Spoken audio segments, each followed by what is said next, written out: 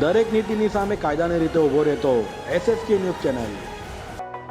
સુરતમાં વરસાદી પાણી અને ખાડીપુરના પાણી ઓરસ્યા બાદ તાત્કાલિક કામગીરી કરવા માટે મેયર દ્વારા કમિશનરને નોંધ મુકાઈ છે।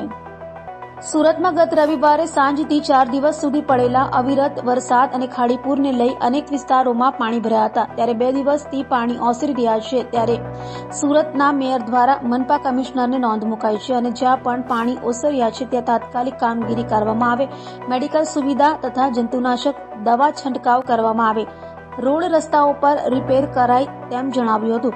તો સુરતના પ્રભારી કનુ દેસાઈએ પણ સૂચના આપી છે।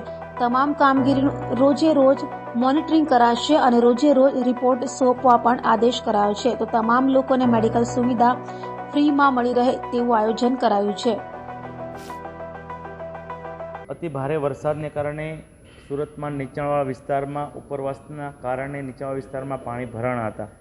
અત્યારે તમામ ઝોનમાં પાણી ઉતરી ગયા છે, એટલે અત્યારે તંત્રને સઘન સફાઈ ઝુંબેશ, જંતુનાશક દવાનો છંટકાવ, મેડિકલ ટીમ કાર્યરત રહે, જે જગ્યાએ ઇલેક્ટ્રિકના પ્રોબ્લેમ છે ત્યાં ટોરેન્ટ અને ડિજીવિશનને અધિકારીઓને હાજર રહીને તાત્કાલિક રિપેરિંગનું કામ શરૂ થાય।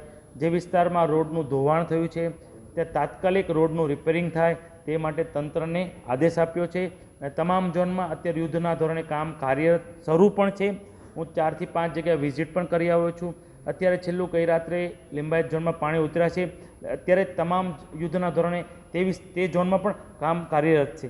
રોજનું ડેઇલી ટુ ડેઇલી રિપોર્ટ સાંજે સમીક્ષા થાય એ માટે તંત્રને સૂચના આપી છે। દરેક નીતિની સામે કાયદાની રીતે ઊભો રહેતો SSK ન્યૂઝ ચેનલ।